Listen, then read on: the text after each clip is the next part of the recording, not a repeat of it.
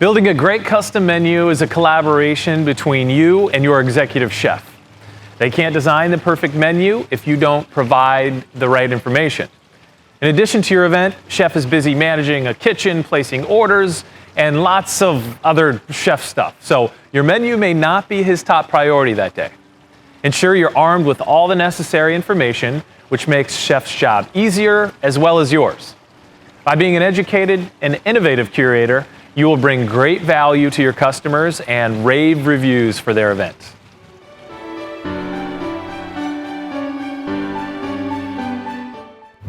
Remember the big four we discussed earlier?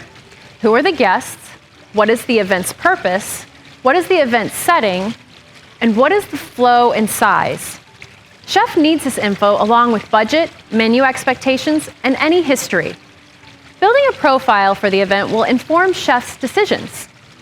Cover things chef needs to know, such as foods they need to avoid for dietary or religious reasons, the style of food that will impress the guests, and how that fits with your chef's food story.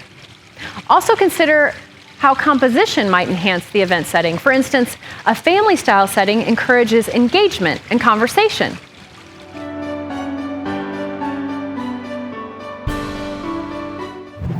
If it's your customer's first event at your hotel, it's important to learn why they didn't return to their previous venue. Was it a bad dining experience? Were they underwhelmed with the delivery? If you're looking at a repeat event to Hyatt, reach out to your sister hotels for feedback on the menu planning experience. Ask what they would have done differently. Ask for a GDR to get a sense of what they spent and how you might raise the bar. If the event is a repeat at your hotel, but your first time at the helm, review the captain's report. To illustrate how history can help, here's an experience from the Atlanta team.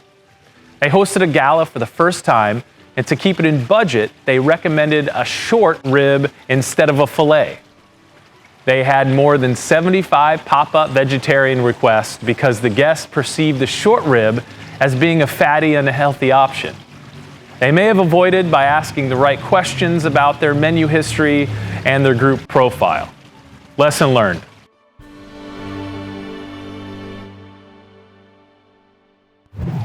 It's important to consider the size of your group when thinking about equipment and product availability, as well as labor and execution.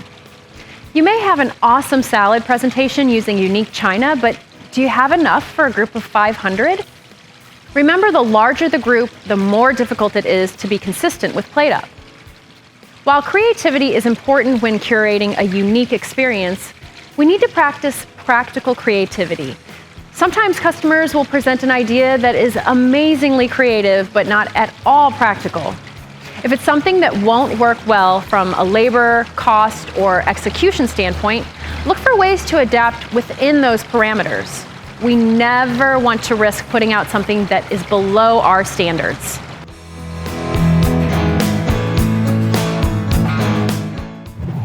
Know your customer's agenda. How much time is allocated for dinner service? If timing is tight, French passing a sauce may not be an option. Do they plan to suspend dinner service during their program?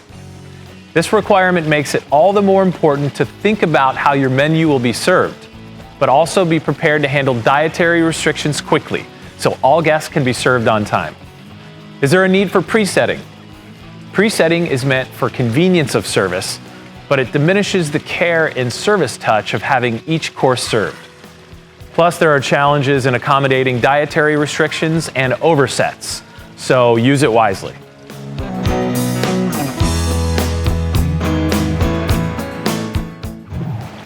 If you have all the necessary information, the menu writing process will be much quicker for chef. Plus, you're more likely to get it right the first time. Chef has a full plate. See what I did there? So be prepared. Set realistic deadlines and drive those expectations. It's difficult to manage upward, but be sure to remind chef of your commitment to the customer and respect for their timeline. When you are prepared, your chef will be appreciative because you are making their life easier.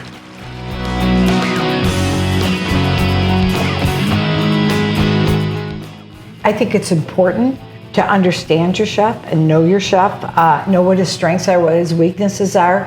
I think I've been very fortunate is to be able to work with Manny because he's very creative.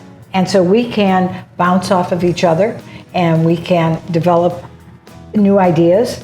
And it's only because I've worked with him for so long and I've learned to really understand where he's coming from and what he does. That's helped me all the way through. We also do a lot of off-site events, and these are mostly galas and fundraisers, 500, 800 people off-site. Well, they have a different expectation of what you're able to deliver when you're working off-site. They think you can still do the same things you can do in your hotel ballroom. And sometimes we have to steer our clients in a different way. And that's where the chef's creativity really comes into play. They want an elegant 4-course dinner and you're really serving it on a tennis court in someone's backyard. It's a little difficult to deliver. However, that's where our practical creativity comes into play. We have to engineer the menu just slightly different so we know we're serving something that's going to hold up, that's mobile, and that can transport. I had a food and beverage director years ago tell me that creativity is not in one person, it's in a group of people. And that if you have an idea, and I'll give you an example, I have always wanted to do video mapping, which we've done for a Conference Direct event.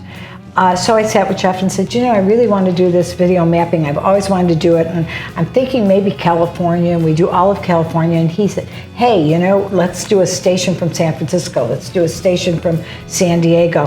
And it just kept growing. And then as I get more people involved, they had ideas. Got the food and beverage director involved. How can we do this bar? What can we do with it? And I think that's where creativity comes from, is pulling people in and having them add to your idea and work with you, and you'll come up with a spectacular event. I think one of the challenges we have in our jobs is really creating a good working relationship with our executive chefs. It's easy for us to know what we do every single day, but knowing what they do every single day and the miracles that they pull off in the kitchen sometimes are lost on us. So being very relatable to your chef, going down on a regular basis, not just requiring them to come to your office to do menu design, but going in, not just engaging with the chef, but engaging with the actual cooks in the kitchen, going to garde manger, giving compliments to a great salad that you might have heard good feedback on last night at your event. But relating not just to the chef, but relating to the chef's people is very important. It gives us credibility.